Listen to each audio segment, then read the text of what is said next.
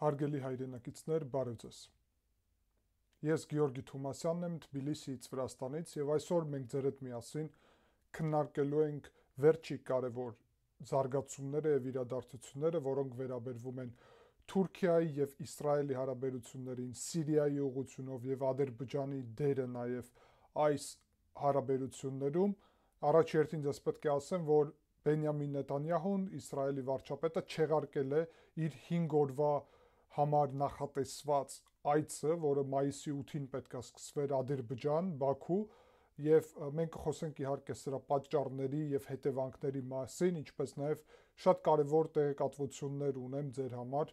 հենց Սիրիայում տեղի ունեցող նոր զարգացումների մասին։ Առաջերտին, սիրելի հայրենակիցներ, պետք է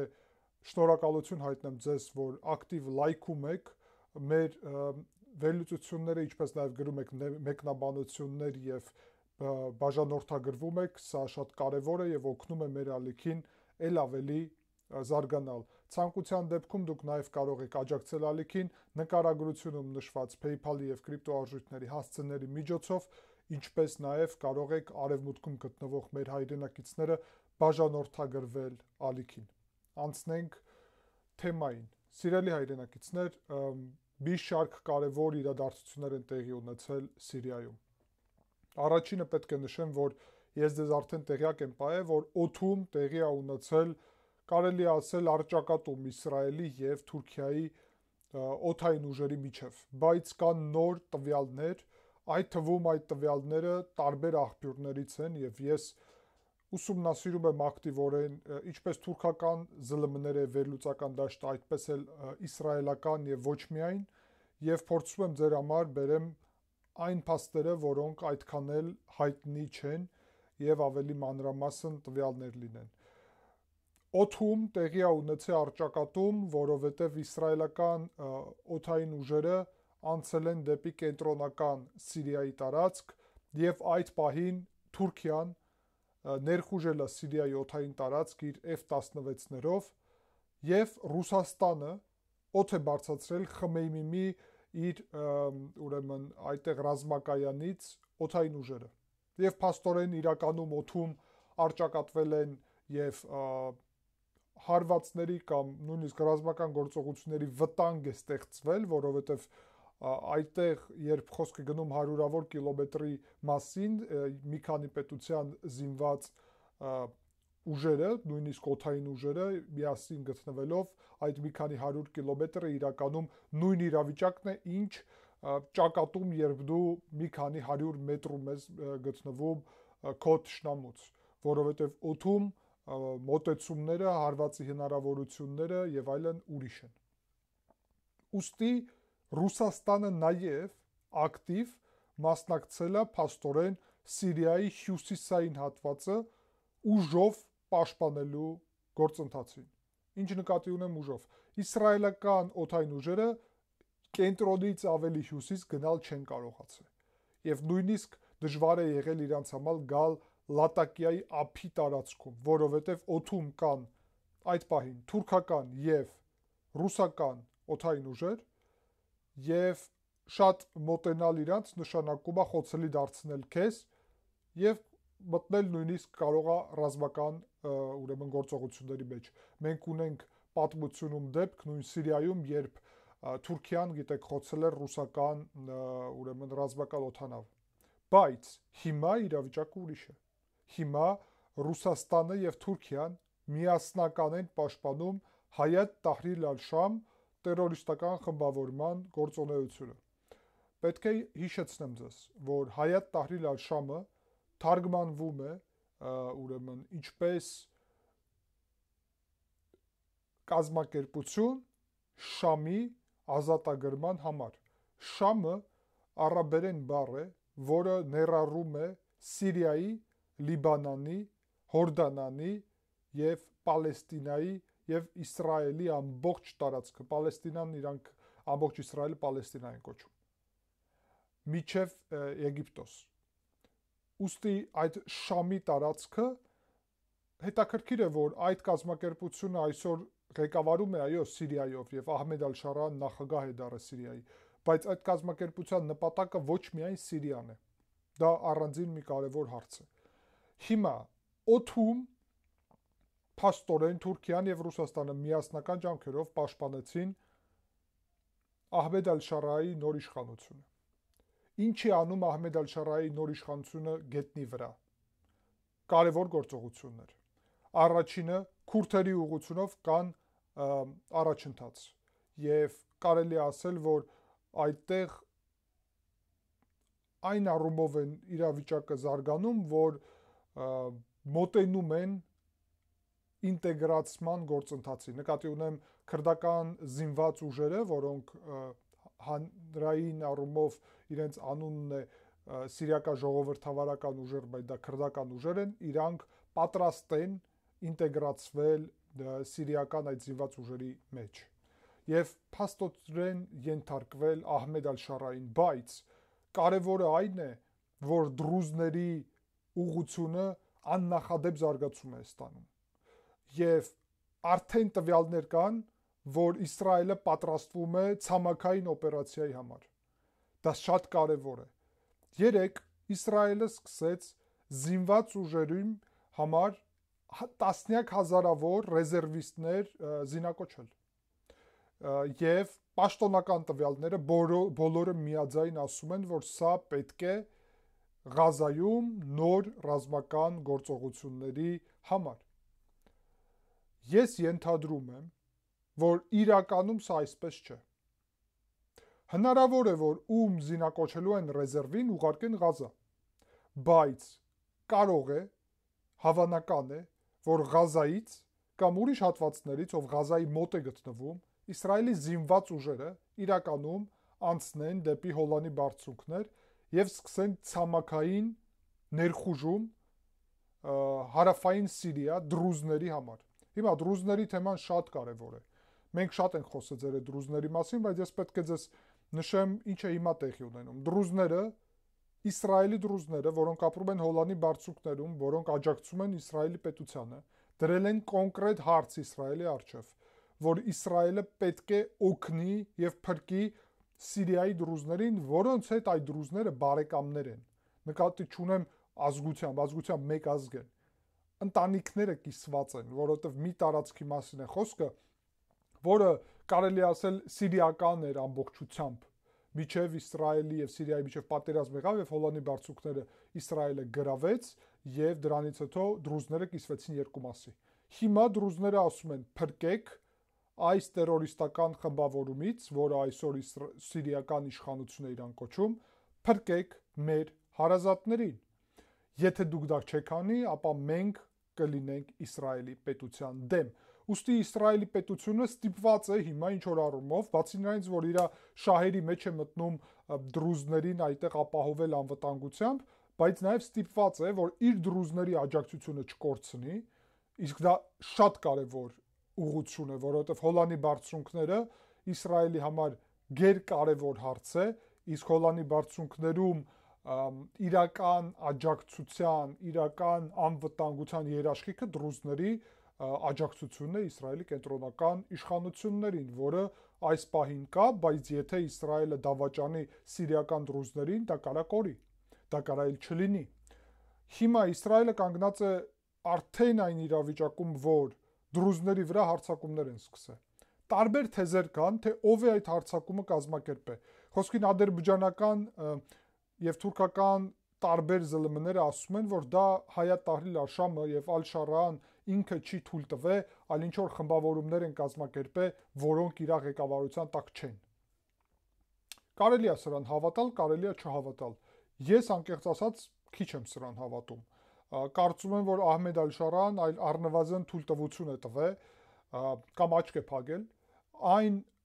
խմբավորումների վրա, որոնք որոշել են, որ դրուզները հաշվի առնելով, որ միջև վերջ լոյալ չեն,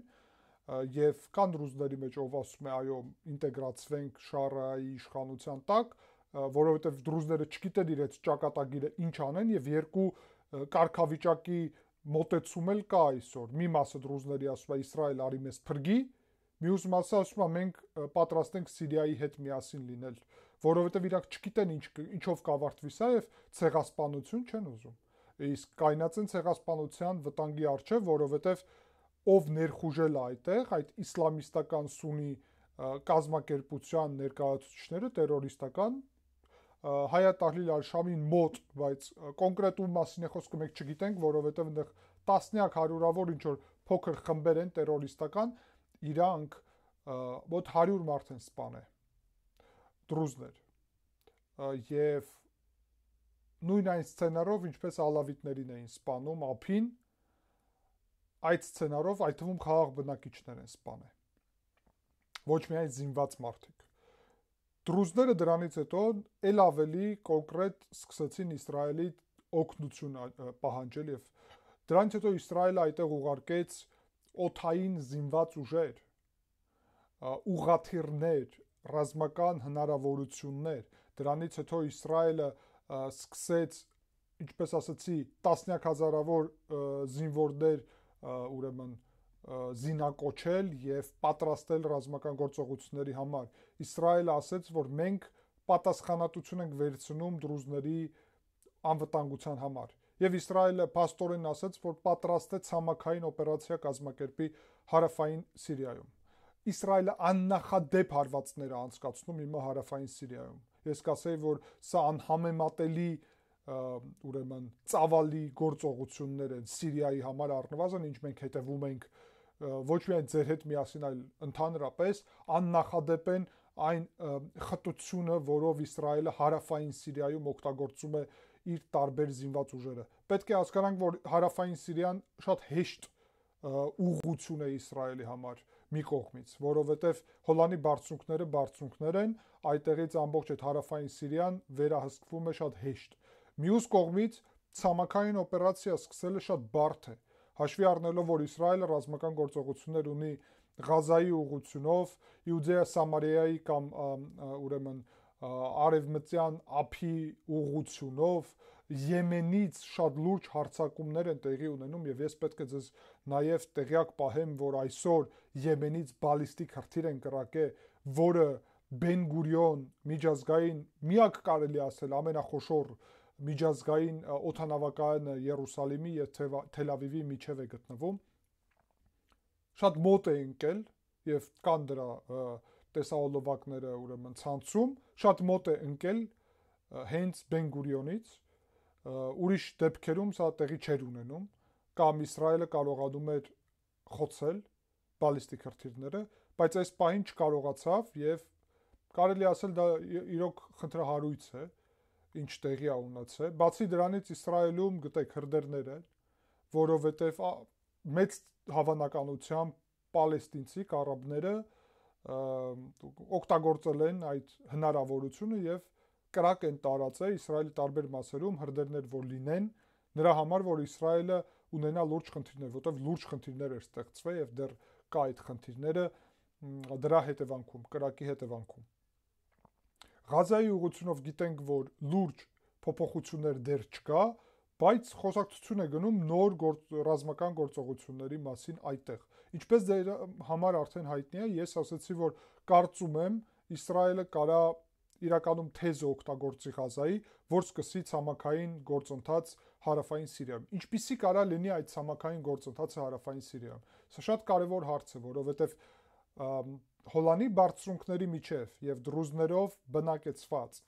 հարավային Սիրիայի տարածքը, Ալ-Սուվեյդայի շրջանը, իրանք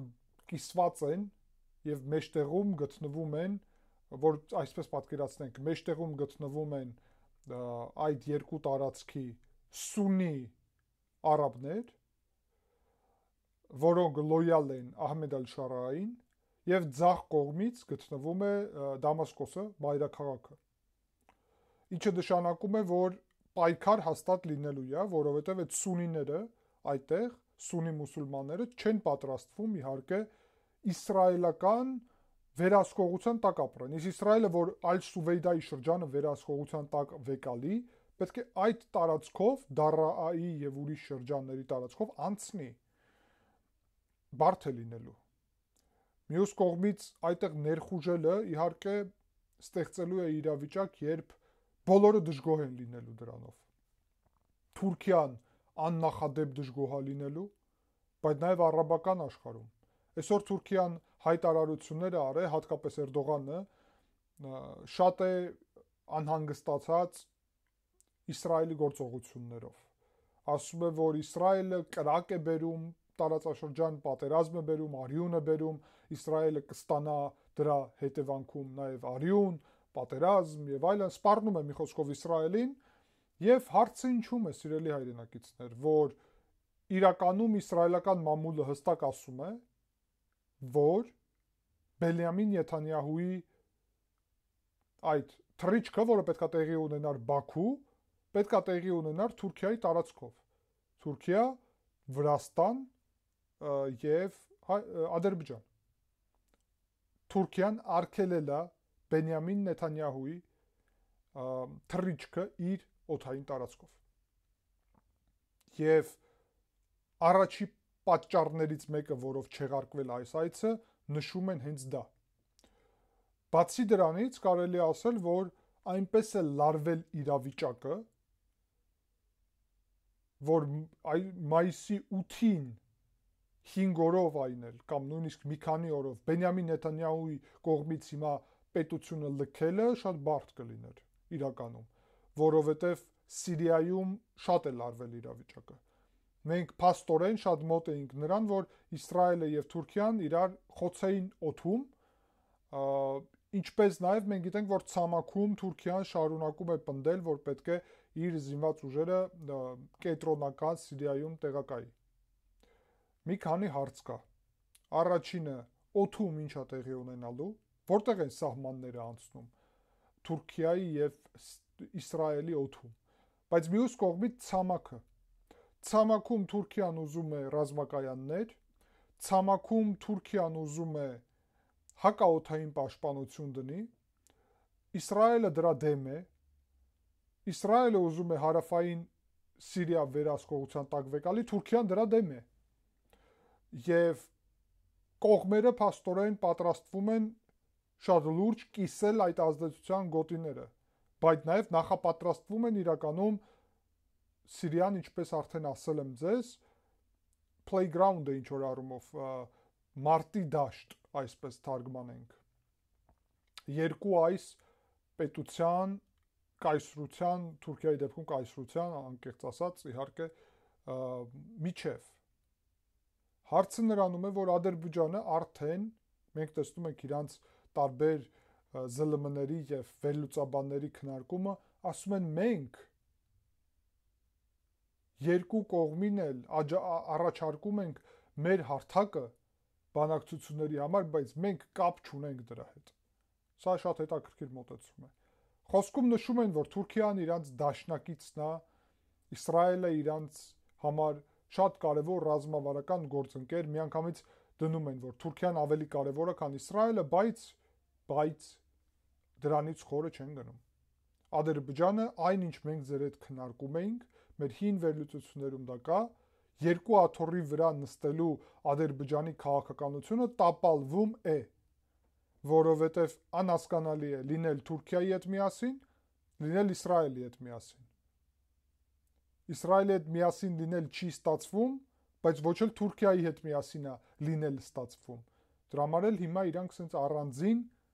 փորձում են իբրև խաղաղարար ինչ-որ առաքելություն, ինչ-որ հարթակ եւ այլն տարածեն։ Իրականում այդ հարթակից որևէ բան չի ստացվում դեռ, որովհետև Նետանյահուի այցը եւ Էրդողանի այցը պետքա տեղի ունենար եւ երևի հանդիպում, որի մասին կար քննարկումներ, հիմա Նետանյահուի այց չի լինի, Էրդողանի այց կլինի թե չի լինի, չգիտենք, բայց եթե նույնիսկ լինի եւ բացի դրանից օդում այդ գոտիները կիսելու հարցը պետքա որ Բաքվում որոշվեր, չի որոշվի։ Այս առումով կարելի ասել, որ ստեղծվել է շատ լուրջ իրավիճակ, որը լուծվելու է մոտակա ժամանակում։ Եվ մենք մոտակա ժամանակահատվածում կտեսնենք Սիրիայում իրադարձություններ, որոնք կբերեն շատ լուրջ հետևանքների։ Ինչ եմ ենթադրում ես։ Առաջերտին ենթադրում եմ, որ Ռուսաստանը հիմա այս գործողությունով, որը ինքը արեց, Թուրքիային դիմելու է, ասելու է, որ միջամտեք Ահմեդ Ալ-Շարայի հետ դրեք հարցը նրա, որ Խմեյմիմի օդանավակայանը ռազմական, որը Ռուսաստանի վերահսկողության տակ է, ինչպես նաև ուրեմն Տարտուսի այդ ուրեմն ռազմակայանը, որի նպատակն է ծառայել եւ օգնել ռուսական ուրեմն տարբեր նավերին ռազմական առումով այդտեղ միջերկրական ծովում, իրանք որ մնան այդտեղ։ Թեզը թե ինչու կլինի այն առումով, որ տեսեք, մենք ապահովելով մեր ռազմակայանների անվտանգությունը, օդ բարձրացնելով մեր ուժերը, ինչ որ առումով օգնեցինք ձեզ եւ բալանսավորվեցինք Իսրայելի այդտեղ ագրեսիվ ճակերտներում քաղաքականությունը։ Սա կարա լինի, որովհետեւ փաստորեն միջև հիմա ռուսները այդտեղ են, որովհետեւ փաստորեն Ահմեդ Ալ-Շարան եւ Թուրքիան համաձայն են։ Սա շատ լուրջ տվյալ է մեր համար, որովհետեւ Ռուսաստանը եւ Թուրքիան հերիք չի ու քրդերի հարցը տեղ լուծեցին միասին, ռուսները գցեցին քրդերին, ինչպես գցեցին հայերին Արցախում եւ ոչ միայն, բայց նաեւ մենք տեսնում ենք, որ Ռուսաստանի եւ Թուրքիայի շահերը այդքան են համընկնում, որ նույնիսկ Բաշար Ալ-Ասադի գնալը